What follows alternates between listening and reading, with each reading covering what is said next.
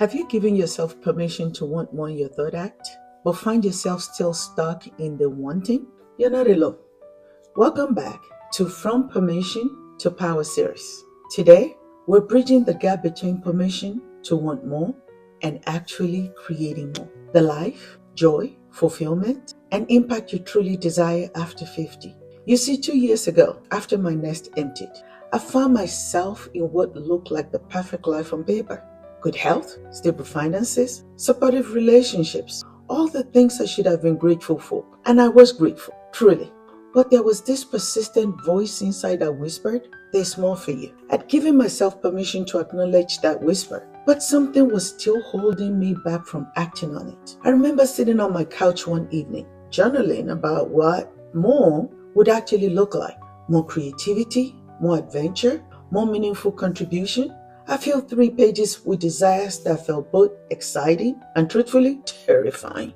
But then I closed the journal. I went back to my routine. Day after day, permission without action.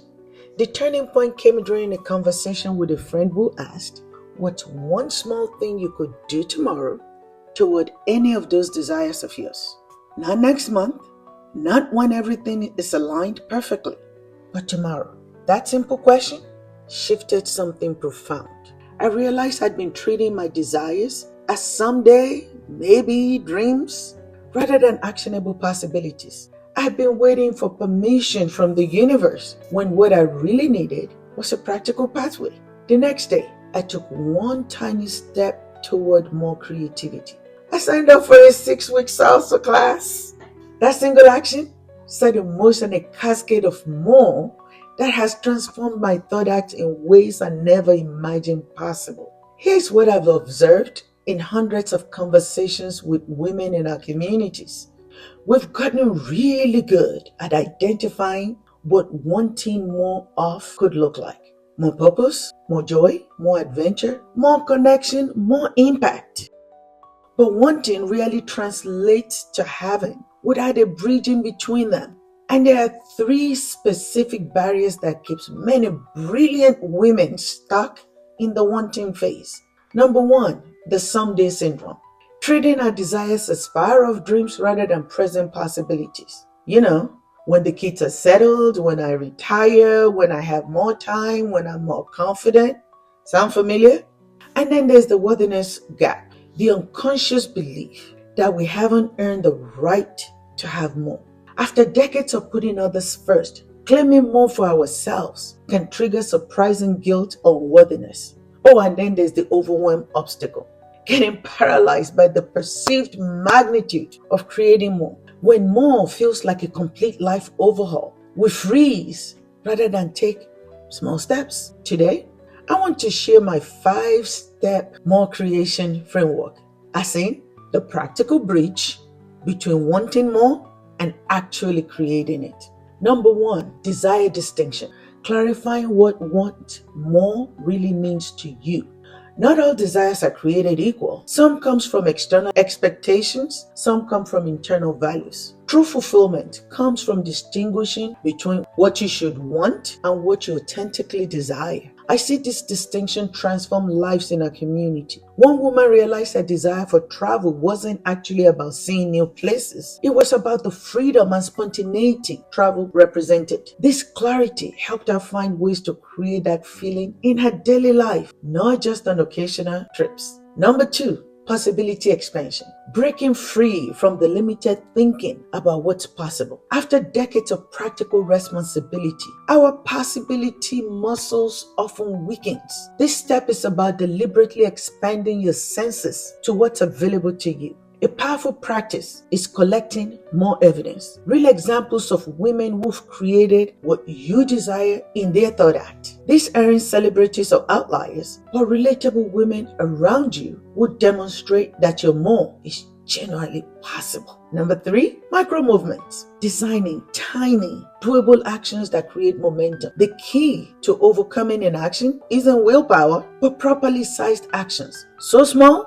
the bypass resistance. I've seen women transform long deferred dreams through micro movements. One woman who had wanted to write a book for decades began with just 50 words a day, a commitment so tiny it felt almost laughable. 6 months later, she had the first draft of a memoir. Number 4, your ecosystem. Creating an environment that supports your more. Your surroundings silently shape our behaviors. This step is about deliberately designing your physical space, your relationship, and your routines to make more the path of least resistance. Small environmental shifts create profound change. Placing walking shoes by the door, scheduling creation appointments on your calendar, rearranging your home to prioritize your emerging interest. These aren't superficial changes, they're strategic designs for your desired future. I practice time blocking to perform tasks, and I keep my phones in another room when I'm laser focused. And number 5, progress celebration. Building momentum through deliberate recognition of forward movement. Our brains are wired to discount small wins and focus on what's lacking. That's just human nature. This step rewires the tendencies through intentional celebration of all progress, however modest. One of the things I recommend is practicing victory logs, daily recordings of any movement, no matter how small, towards creating more. This practice doesn't just feel good, it literally builds new neutral pathways that support continued action. Today's power step is implementing micro movements. I want you to identify just one area where you want more, and then design a micro movement so small it feels almost ridiculous. Here are some examples. A woman who wanted more creativity committed to drawing for just 3 minutes daily. Someone desiring more connection texted one friend per day with genuine appreciation. A woman seeking more spiritual depth began with 60 seconds of morning meditation. The key is making it so small that your brain doesn't activate resistance. I don't have time, or I'm not ready. Anyone can find 3 minutes. Send one text or sit quietly for 60 seconds. Write down micro movements and when exactly you'll do it, starting today. Be specific about the trigger that will remind you from tomorrow. After morning coffee, before turning on the TV, right after brushing your teeth, then do it. Not next week. Start today. This is how we begin creating more. One tiny movement at a time. Share in the comments what's one area where you want more, and what micro movement will you commit to. Your share might be exactly the inspiration another woman needs to begin her own more creation journey. If you're ready to bridge the gap between wanting more and actually creating it in your third act, make sure you're subscribed to this channel. In the next video, we're talking about from permission to change direction to confident pivoting after 50. Hit that notification bell so you don't miss it. And if you want to download the complete More Creation workbook, including the micro movement design guide, join our free Third Act Society community. Link is in the description. Your third act, let's redefine it together.